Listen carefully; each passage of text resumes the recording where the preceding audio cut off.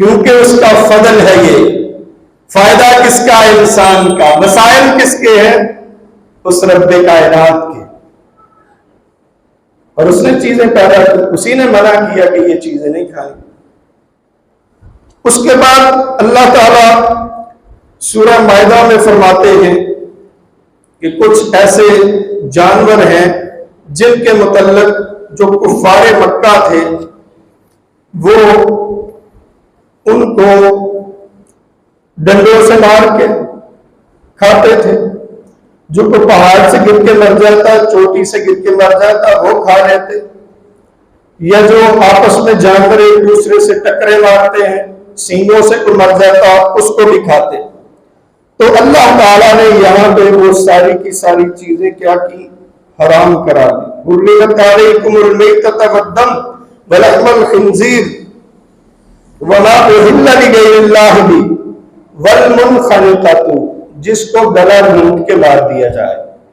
تو جانور ہوتے ہیں رسا آ جاتا ہے گلے، اگر اس طرح مر جائے تو آپ نے اس کو نہیں کھانا، الا یہ کہ وہ زندہ ہو تو آپ اس کو ذبح کر لیں، پھر آپ کھا سکتے ہیں.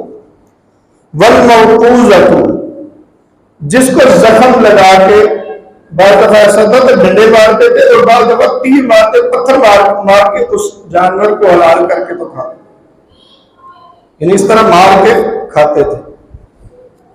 اسی طرح اللہ تعالیٰ نے فرمایا کہ والمتردیۃ، جو چوٹی سے، جو بلندی سے گر کے مر جائے، والنطیحۃ، جو سینگوں کی وجہ سے مر جائے، وہ بھی کیا ہے؟ وہ بھی حرام ہے.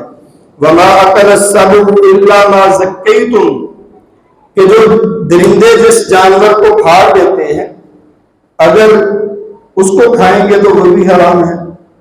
اگر وہ زندہ ہو، اگر وہ زندہ ہو تو آپ اس کو ذبح کر سکتے ہیں، اگر ذبح کر لیں گے تو پھر وہ حلال ہو جائے گا. وما ذبح علی النصب، جو آستانوں پہ جا کے جس کو ذبح کیا جائے، جس کو قربانی دی جائے، اس جانور کو بھی اللہ تعالیٰ نے حرام قرار دیا. کس کو؟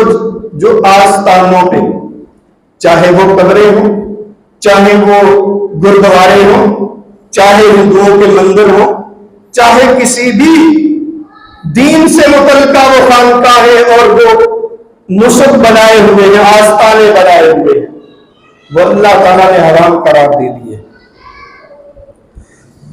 وَأَن تَقْسِمُوا بِالْأَزْلَامِ ذَلِكُمْ فِسْقٌ، کہ جو فالیں نکالتے تھے تیروں کے ساتھ، وہ بھی اللہ تعالیٰ نے اس کے علاوہ یہ کھانے پینے کی چیزوں میں یہ اللہ تعالیٰ نے چیزیں حرام قرار دی.